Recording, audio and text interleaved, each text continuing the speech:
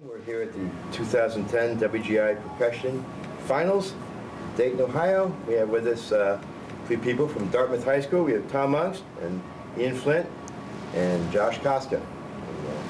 Yes, Tom will direct the first question to you. Right. Obviously, the show this year is pretty intense. How did you come up with that concept? Well, we wanted to do something different than we did last year. You know, in the world class, you have to set new standards. You can't really do the same thing. So rather than do something where we were using the dancers and it was kind of nice, we decided that we'd do something more macho. And so we came up with this prison idea. And then from that, there's kind of a storyline that goes along with it. And we do actually have 12 girls in the group, but we had to make them look like men. And the boys that, you know, 14 and 15 that don't have hair, we had to put hair on them. So because obviously they're in prison, so we have to have, you know, it's an all-male prison.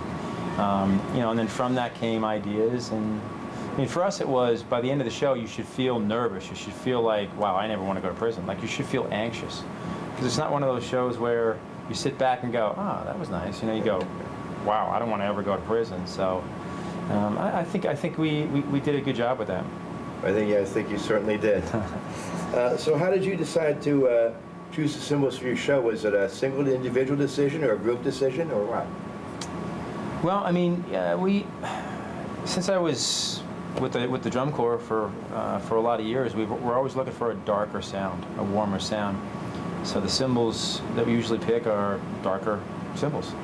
You know, I just don't like the brightness. I like that even when I tune the drums, try to get a warm, dark sound. So there's some stuff that we used that was a little bit different than last year, but for the most part, it's trying to pick that dark sound. Although this music is intense, you want a real metallic, in-your-face kind of sound. So I think having those kind of cymbals really helped in achieving that effect.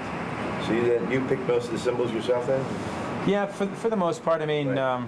You know, Ian and I talk about what we want to use for the hand cymbals, and you know, every year we'll add some new things that Zildjian comes out with. Some effect cymbals that I think work for a section, and you know, but for the most part, we try to stay in the dark, warm kind of vein. Well, that does lead to my next question: would you change your selection from year to year? We might. I mean, we haven't in I don't know.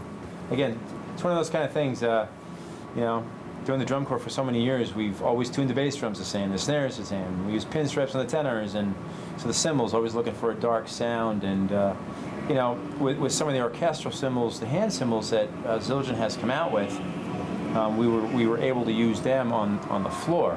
And to me, it doesn't matter if it's indoor or outdoor. You want a great quality cymbal. You want something that is going to just sing right away. And the orchestral cymbals that we have, the 18s, they work well for anything, you know, especially for the indoor. So that's what we've been using. So are there any particular sounds or cymbals that you were looking for the pit, or a special effect that you really wanted this year? Probably not from a cymbal standpoint.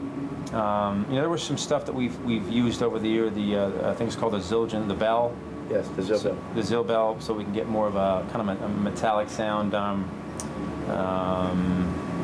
Some China Boy stuff, because you want something that's going to really speak loud but yet quick.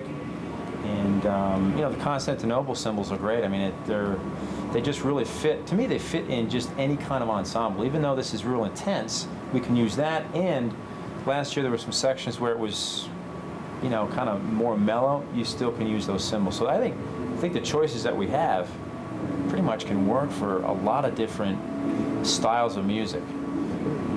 Now, you did mention the battery cymbals. Yeah. How did you land on that selection?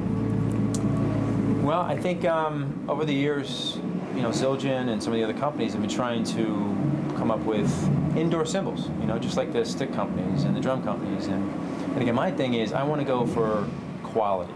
I'm not looking at trying to find a cymbal that works for indoor. To me, the cymbal, when you play with the orchestra, you're indoor. You know, you're looking for quality, whether it's in the orchestra, the wind ensemble, the marching band.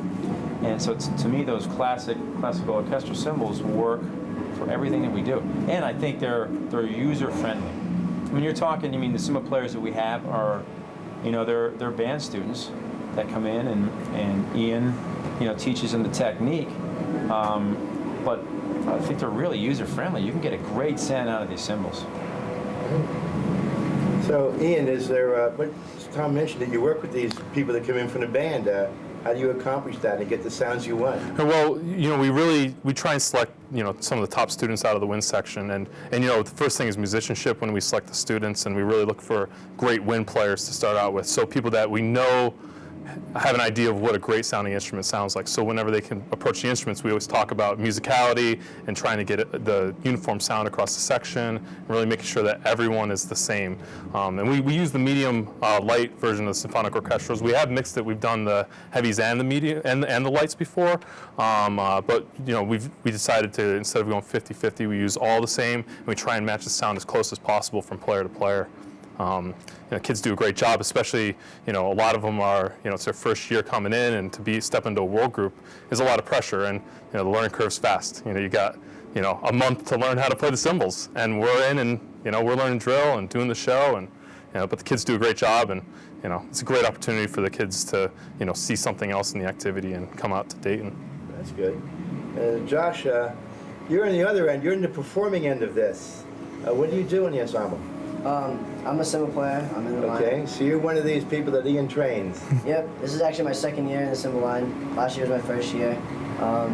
This year in the cymbal line, it's split 50-50. There's 3 of us that marched the cymbals last year, and there's also three new people, so there's a total of 6 of us. And kind of just go out there, and we don't have that many notes to play like the percussion, like the drums do, or the pit. We're out there for effect and also visually. Right. We put in a lot of visuals in open areas, kind of fill the floor, give a little bit more to the show. What did you do in the fall in the marching band? I play the mellophone. So you're a mellophone player playing the cymbals? Yep. I won't even ask you what you enjoy most. I actually like the saxophone the best. That's my concert band instrument. Which proves what Ian said, he gets accomplished musicians. So very good, thank you. So is there anything else you would like to add? Tom, anything? I don't think so. I mean, I've been with Zildjian since I think 1985 when I started teaching the Garfield cadets, and the commitment that Zildjian has had for me personally, my groups, the cadets. Now I'm with the Blue Stars. I mean, the service is a 10. I think that a lot of companies should model their service after, actually what you do, Al. I mean, you're the one that really kind of makes that whole thing great. I mean, if I need a gong, which is I don't know how many pounds, and I need it like in 2 days, it's there. So that's been great. Just enjoyed the quality that always comes down from Zildjian, and they're always willing to try some new things. This year we wanted to try to make more of a kind of a crasher sound with some cymbals. We weren't able to do it because of we just kind of ran out of time, so I kind of did some different things, but went up to the factory and they were really helpful with trying to see if we could put something together. So it's been a pleasure as an endorser to be part of the Zildjian family, so I want to thank them. Thank you, Al. Well, and thank you for doing the interview today. I know your busy schedule, and I appreciate you coming in to do the interview. Thank you very much. Thanks, Al.